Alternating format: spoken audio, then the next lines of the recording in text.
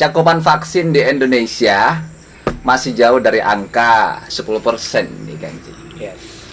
Mayoritas masyarakat di pedesaan, di kampung-kampung dalam tanda kutip awam takut untuk divaksin. Semakin divaksin semakin nggak sehat.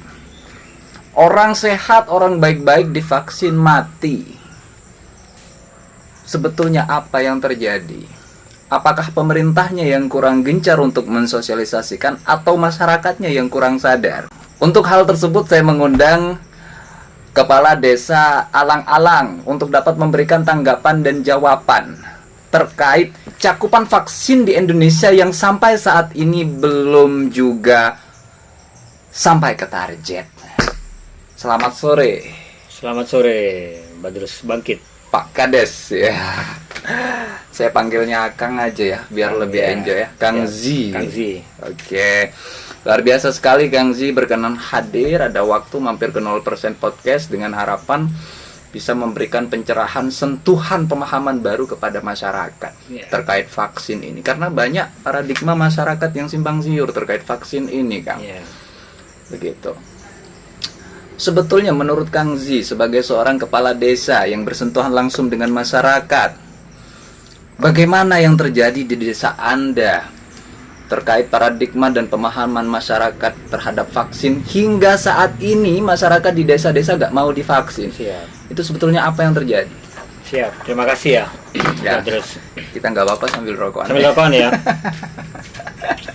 Ahlul udut semua ya. Jadi begini, terkait dengan vaksin itu sebenarnya bukan hanya masyarakat ya. Saya pun pertama kali terkait dengan vaksin itu juga ragu, Pak. Kok bisa? Ragu. Bener nggak vaksin ini bisa membentengi kita untuk dari virus corona? Corona, bener. Karena sebelum vaksin ini gencar, masyarakat Bangkalan ya, ini sudah tidak percaya kalau udah ada COVID. Buktinya ya mantan masih rame, kemudian kegiatan-kegiatan yang lain itu ya masih biasa saja. Ini sebenarnya fakta yang kita hadapi di masyarakat. Saya pun sama, nggak usah vaksin lah ini, nggak usah lah, nanti malah ini jadi penyakit baru. Tapi kenapa sekarang yakin kalau vaksin itu aman dan satu-satunya cara untuk memutus mata rantai penyebaran COVID? Yang membuat saya yakin secara pribadi kenapa saya harus vaksin itu karena ketika kita melihat fakta di Indonesia ini ternyata COVID ini semakin tinggi, Pak. Semakin tinggi, kemudian saya punya pemahaman ya, kalau sesuatu itu ditolak berarti itu ada unsur yang bagus. Kalau satu itu ditolak berarti itu ada unsur yang bagus. Yang bagus. Pertama kali vaksin itu datang, hampir semua elemen masyarakat mulai dari semua level itu menolak. Terutama di masyarakat pedesaan. Apalagi masyarakat, Pak. Hampir semua itu mengkritik presiden ya, mengkritik wah ini nanti macam-macam lah. Oke, paradigma apa yang Kang Z temukan di desa Alang-Alang di masyarakat Anda terkait vaksin? Vaksin itu sebenarnya anggapan masyarakat. Setelah saya memahami ternyata vaksin ini seperti yang dikampanyekan oleh pemerintah, vaksin ini aman dan halal. Enggak, dari masyarakat. Kalau dari masyarakat, mayoritas orang awam. Masyarakat orang awam itu mereka menganggap bahwa vaksin ini adalah bagian dari ingin membunuh masyarakat. Bagian dari ingin membunuh masyarakat. Satu. Karena orang awam itu menganggap vaksin inilah yang membawa penyakit. Vaksin inilah yang membawa penyakit. Iya, bukan yang melindungi kita, tapi vaksin ini yang membawa penyakit. Kemudian ditambah lagi oleh banyak berita yang seliweran di media sosial, itu menceritakan bahwa vaksin itu mengandung PKI, mengandung mengandung Cina, begitu. Akhirnya masyarakat secara awam ini menolak begitu. Kenapa menolak? Karena masyarakat kita ini adalah masyarakat agamis. Orang Madura ini masyarakatnya masyarakat yang agamis. Pendekatannya tidak bisa menggunakan pendekatan administrasi. Ya. Ente kalau ke orang desa pendekatan administrasi, maksudnya ini kamu harus SOP-nya begini nih, orang nggak paham, Pak. Oke, sejauh ini pernah dilakukan oleh pemerintah Kabupaten Bangkalan nggak pendekatan secara agamis kepada masyarakat Kalau pendekatan secara agamis ya, sejauh ini?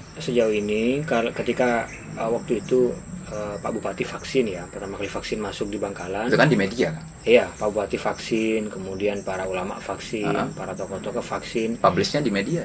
Publishnya di media. Tapi itu ya mungkin hanya di media saja ya. Enggak, pendekatan langsung secara... Itu hanya di media. Saya sendiri yang ada di desa sampai sekarang merasa kesulitan ketika mensosialisasikan atau mengajak untuk bervaksin.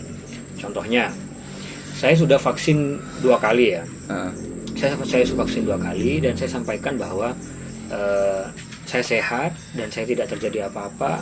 Itu juga saya sampaikan. Tapi yang terjadi di masyarakat setelah saya vaksin yang saya live ya di Facebook itu, orang beranggapannya apa? Wah, Klebun setia, komat, panas gara-gara vaksin. Nah, itu Klebun komat panas gara-gara vaksin. Padahal saya baik-baik saja. Nah, itu yang di masyarakat terjadi. Kemudian kemarin ada warga saya yang vaksin ya. Itu sakit, Pak. Kenapa sakit? Karena dia punya penyakit. Tidak ngaku. Akhirnya dia vaksin, artinya heboh lah sekampung. Wah, contoh nah vaksin, komat, parah mati ya. Gitu. Akhirnya saya juga kelabakan juga mau jawabnya.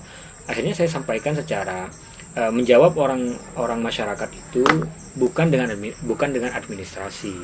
Tapi kita menjawabnya juga dengan cara pandang mereka.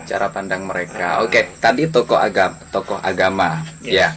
Masyarakat Madura ini adalah masyarakat yang agamis. Seharusnya yang dilakukan pemerintah pendekatan seperti apa yang terbaik kepada masyarakat sehingga vaksin ini dapat diterima oleh baik dan masyarakat mau divaksin. Ini contoh terbaru ya. Kemarin itu ada berita, saya cerita dulu ya. Ada berita itu bahwa di Arosbaya itu vaksinasi itu orang nakes dan aparat itu datang ke rumah-rumah.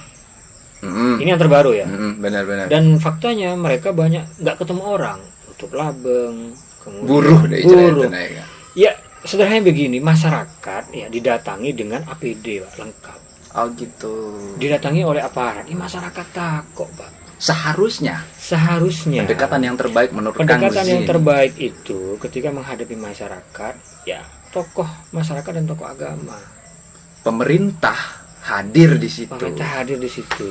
Mun sapora, mun Klebunah, kiai nah yang di depan. Ayo vaksin ria begini. Mun vaksin ria insyaallah aman. Kebanyakan orang yang vaksin itu justru mereka yang kebal. Dan orang yang mati itu banyak orang yang tidak bervaksin. Mun orang yang vaksin mati, ya itu kan tidak langsung mati. Jadi ada prosesnya. Benar. Gitu. Dan kalau pendekatannya itu melalui tokoh agama, tokoh masyarakat, insya Allah masyarakat yang awam ini akan tertepis. Anggapan bahwa COVID itu menyeramkan atau mematikan. Jadi menurut Kang Zi, pemerintah dalam hal ini ketua satgasnya kan Bapak Bupati. Ini yang seharusnya dilakukan untuk menjelaskan kepada masyarakat agar masyarakat ini mau divaksin, terjun langsung ke masyarakat, ke tokoh-tokoh agama gitu ya. Digandeng langsung begitu ya, Kang Zi ya. Oke. Terus terkait vaksin ini juga Kang Zi, bagaimana cakupan vaksin di setiap kecamatan yang ada di Kabupaten Bangkalan ini menurut Kang Zi kayak gimana? Nah, ya terima kasih banyak ya. Vaksin di kecamatan ya. Ini memang pemerintah hari ini sedang gencar melakukan serbuan vaksin ya untuk masyarakat, dan itu di kecamatan. Mereka belum bisa masuk ke desa karena penolakannya tinggi. Memang kalau kita lihat dari zona merah yang ada ini sekarang kan sudah mulai mengoren ya. Yang dulu awalnya itu Arosbaya dan Arosbaya, Klampes, kota ini banyak yang zona yang merah, banyak yang positif. Benar. Hari ini kayaknya berangsur membaik. Ya. Justru sore ini kita dapat menerima informasi bahwa kota Bangkalan itu sudah oranye, sudah tidak merah lagi. Kenapa? Karena upaya Pak Bupati dan Forkopimda untuk saya hitung sukses ya untuk melakukan serbuan vaksinasi.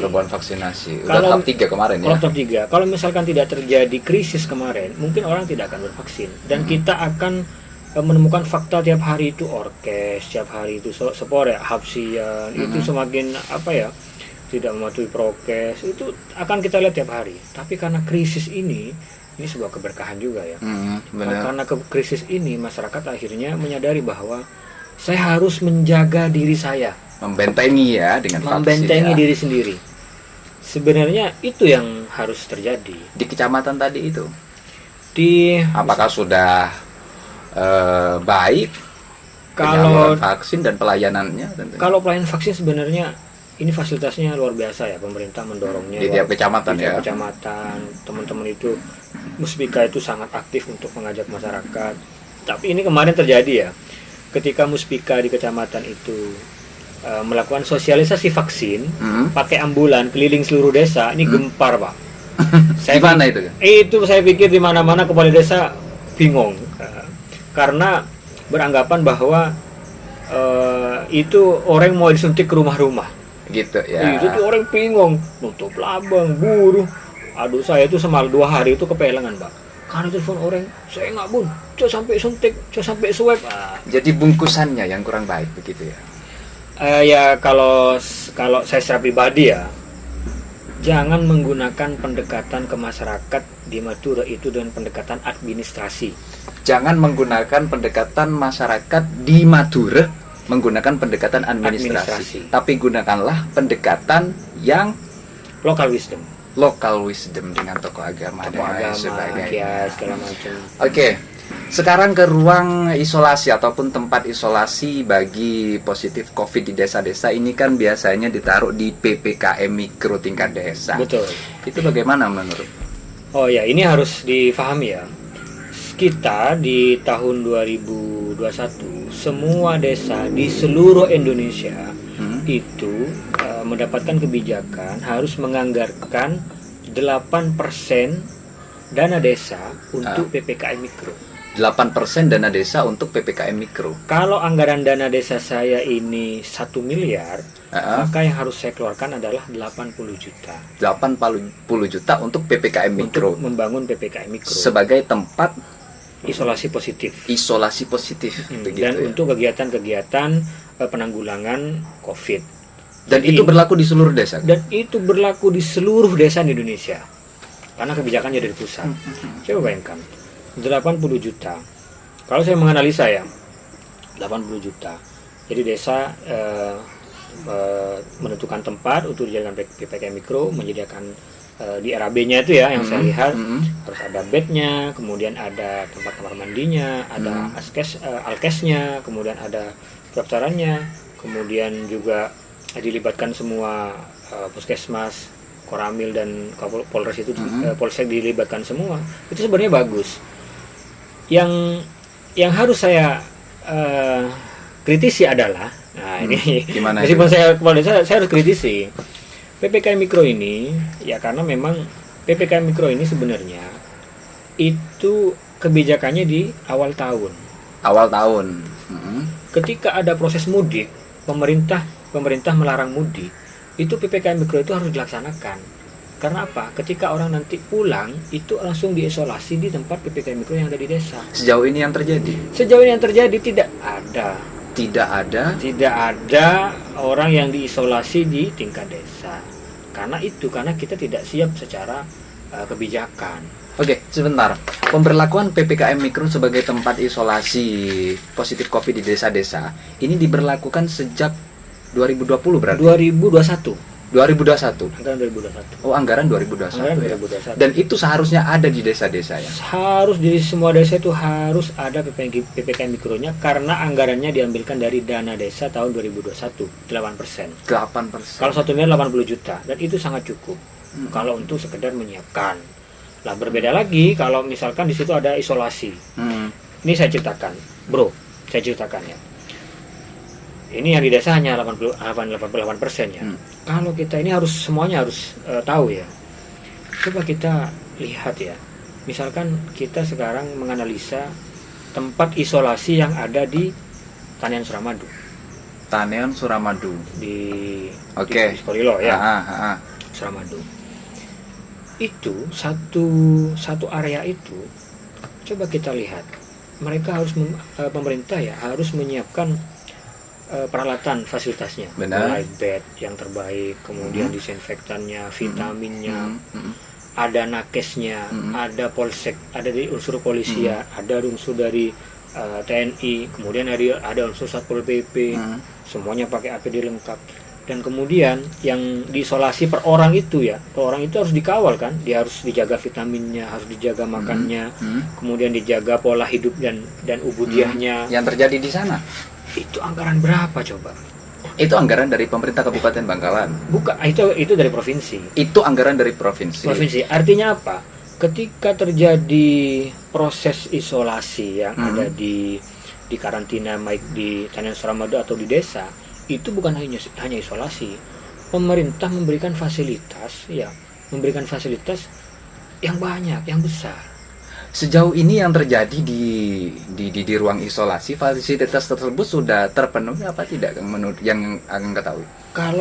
Kalau terpenuhi ya harusnya terpenuhi, tapi banyak ini orang beranggapan bahwa tempat isolasi tempatnya yang tidak layak, kemudian airnya mati, lampunya mati, kemudian makannya telat. Ini kan semakin menunjukkan bahwa isolasi ini tidak siap. Yang saya maksudkan adalah artinya terkait masyarakat ya, masyarakat kalau misalkan dia tidak hati-hati dengan dirinya sendiri, kalau tidak dia disiplin dengan dirinya sendiri, kemudian dia menularkan virus atau dia menerima virus yang kemudian dia di swab misalkan atau positif, ketika dia masuk ke karantina, dia juga dibiayai oleh pemerintah. Berapa duit yang dikeluarkan pemerintah untuk mengisolasi kita? Sementara fasilitasnya ya kadang begitu. Ya begitulah. Artinya kesadaran yang harus dibangun oleh masyarakat, salah satunya adalah masyarakat menyalahkan pemerintah. Pemerintah begini. Pemerintah dan badan Jokowi dan badan. Tapi pemerintah ini mengeluarkan uang yang banyak loh, bro, untuk membangun sebuah tempat isolasi, membiayai orang yang diisolasi. Benar. Artinya semakin lama ini juga semakin membangkrutkan anggaran pemerintah. Dan vaksin, ketakutan masyarakat terhadap vaksin juga bertambah dong kalau seperti itu. Bertambah. Daripada saya diisolasi dengan fasilitas seperti itu, mending kan saya nggak divaksin. Oke, Kang Zi, sekarang kita kembali ke awal lagi. Tadi kita bahas masyarakat takut dan berbagai macam paradigma di masyarakat terkait vaksin ini banyak sekali ya. Ada yang bilang vaksin ini tidak aman ataupun semakin divaksin semakin lemas. Menurut Kang Zi sebagai seorang kepala desa di alang-alang yang bersentuhan langsung dengan masyarakat dan juga bersentuhan langsung dengan pemerintah di Kabupaten Bangkalan, yang seharusnya dilakukan oleh masyarakat dan seharusnya dilakukan oleh pemerintah, ini apa? Sehingga kedua belah pihak ini sama-sama menangkap dan mencetuskan satu tindakan pemahaman bersama sehingga vaksin ini dapat terserap dengan baik begitu. Ini mungkin sebagai kesimpulan saja. Baik, kesimpulan mungkin saya jelaskan ya. Hari ini ada peraturan presiden yang menyebutkan bahwa kalau orang tidak melakukan vaksinasi, dia akan mendapatkan semacam punishment ya. Punishment, dia tidak bisa mendapatkan bantuan. Dia tidak bisa ke depan, kemungkinan besar setiap kita mengurus apapun itu harus melampirkan sertifikat vaksin. Benar. Ini harus dipahami masyarakat. Oke, punishment ini memang harus diberikan kepada masyarakat, biar masyarakat paham dan bisa terdorong untuk melakukan vaksin secara administrasi. Kemudian yang kedua, administrasi vaksin ini sebenarnya tidak hanya dilakukan di tempat ini ya. Tidak harus misalkan saya di Traka harus di Traka. Jadi di mana ini di Soca harus di Soca. Di mana saja ya. Kalau dia punya KTP, dimanapun dia bisa vaksin. Oke. Ini juga mumpung vaksin ini gratis, Pak. Ya. Kalau nanti vaksin ini sudah stop, vaksin dari pemerintah ini stop, bayar. Kemudian harus bayar. Masyarakat nanti akan kembali melakukan kesulitan. Dia harus bayar. Dia misalkan nanti ngurus SIM ya, ngurus SIM dia harus menunjukkan sertifikat vaksin. Dia dapat bantuan. Ini BLT ya, BLT pun sama. Orang yang mendapatkan BLT ini juga harus punya sertifikat vaksin. Vaksin ya. Kalau tidak punya sertifikat vaksin, artinya mungkin pertimbangannya akan dicabut. Mm-mm. Vaksin ini tidak mengerikan, Pak. Mm-mm. Vaksin ini tidak mengerikan, vaksin ini tidak membunuh, tapi vaksin ini seperti yang dikatakan pemerintah, vaksin ini aman dan halal. Mm-mm. Kenapa di Eropa? Ya. Ya, kenapa di Eropa kita melihat Euro kemudian segala macam ini? Nah, itu gimana itu? Ini karena vaksinasi mereka sudah tinggi. Ya, yang disebut herd Masyarakat immunity mau itu, sadar begitu ya. sadar. Oke, kalau misalkan boleh kita kritik ya, kenapa? Ini mungkin kritik yang agak nggak bagus, tapi harus saya sampaikan. Kenapa mereka di Eropa itu mau vaksin orang? Karena mereka menyadari bahwa kalau saya divaksin, semuanya divaksin, terjadi herd immunity itu, kita akan kekebalan secara kelompok. Dan corona segera selesai. Corona begitu sudah ya. selesai, artinya kita kekebalan itu punya, kekebalan secara komunal itu punya. Mm-mm. Di Indonesia dan di negara Asia lainnya, ya di negara Asia lainnya hari ini ada 11 titik di Indonesia yang ini sedang tinggi ya angka COVID-nya itu. Dan itu kenapa pemerintah kan harus vaksin? Karena ketika vaksinnya sudah banyak, maka kekebalan masyarakat juga semakin tinggi.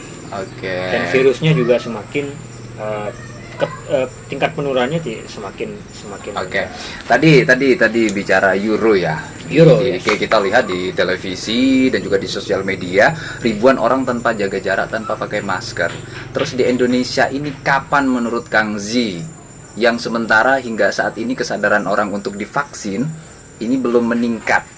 Ini kapan corona ini selesai menurut Kang Zi? Kapan corona selesai? Bagi saya, pemahaman saya, corona ini tidak akan pernah selesai kalau kita mengabaikan apa yang dianjurkan oleh pemerintah. Protokol kesehatan, ya kita enteng, kita lengah di protokol kesehatan. Vaksinasi kita semakin tidak mau. Oke, hari ini kita mungkin menertawakan, alah kok apa ada vaksin. Tapi di kemudian hari, alah kok apa ada masker, laku apa pemerintah itu menjebak kita. Oke, hari ini sedang terjadi seperti itu. Tapi di kemudian hari, saya yakin keadaan ini akan terbalik. Oke. Semua orang akan membutuhkan vaksin, semua orang akan membutuhkan kedisiplinan yang tinggi secara pribadi. Dan itu ada lagi?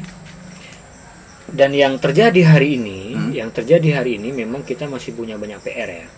Khususnya di informasi-informasi itu. Kita ini menggali informasi itu, saya pikir memang harus cari perbandingan ya. Informasi itu tidak hanya melalui informasi yang kita lihat secara herbal ya. Benar. Informasi itu bisa kita lihat misalkan secara data. Ya, secara data pasti ada datanya. Data peningkatan, penurunan, kemudian kenapa orang ini vaksin itu pasti risetnya pasti jalan. Saya yakin masih jalan. Kemarin saya ketemu orang Uner itu, dia melakukan riset kesadaran masyarakat Bangkalan terhadap vaksin. Itu datanya ada. Itu pertama data ya. Kita bisa melihat secara data. Kedua, kita melihat secara sumber. Ya benar. Sumber itu sumber langsung atau sumber tidak langsung. Benar. Kadang sumber yang langsung ini kita kan dari Sanrasan ya, ini PKI ini segala macam. Nah, itu kalau kita telan mentah-mentah ya akhirnya itu yang dipahami oleh masyarakat atau di media sosial ya. Media sosial kan banyak sekali orang seolah-olah sangat pede ya, sangat egoisme tinggi, pede kok kirim mari orang yang paham tapi ya, ingin memviralkan atau ingin pemberi informasi pertama. Oke, memang hari ini dunianya dunia itu, tapi sumber yang sumber yang langsung dan tidak langsung itu semuanya perlu dicarikan pembanding. Kalau kamu mendapatkan informasi dari masyarakat biasa, kamu bisa mencari pembanding ke tokoh masyarakat atau ke tokoh agama. Nah, begitu. Kalau tokoh agama yang satu, misalkan dia termasuk pro dan kontra ya kan, cari yang lain. Jangan capek untuk memperbanyak informasi. Jangan capek. Terakhir, apa yang penting bagi Kang Zi untuk disampaikan kepada pemerintah Kabupaten Bangkalan? Pemerintah Kabupaten Bangkalan, saya pikir kita hari ini semua kecamatan ini bisa jadi akan menjadi merah. Semua kecamatan bisa menjadi merah. Potensi semua kecamatan itu menjadi merah. hari ini tadi ya, berita tadi saya dapatkan itu, ini kecamatan saya Trake ini sudah merah. Udah merah. Kenapa merah? Karena ketika orang positif ya atau reaktif, dia kan sudah pasti kontak ya dengan keluarga. Dan keluarga itu tidak mau tidak prokes ya. Orang Madura kan ngapain maskan segala macam. Ini PR kita masih panjang ini. Dan kita yang harus dilakukan oleh Pemkab Bangkalan ya, dan ini kita di pemerintah desa itu, Iya. kita harus meyakini bahwa kita jangan sampai berhenti melakukan sosialisasi atau menyadarkan masyarakat. Jangan sampai berhenti. Kalau bisa tiap hari, tiap waktu, ya terutama kita sendiri ya di pemerintahan ini harus disiplin, dan kemudian kita bisa mencontohkan, memberi katakan dan mengajak pada masyarakat bahwa ini tidak akan berakhir kalau kita tidak disiplin. Orang desa bisa nggak disiplin? Sangat bisa. Saya yakin orang Madura ini sangat bisa disiplin.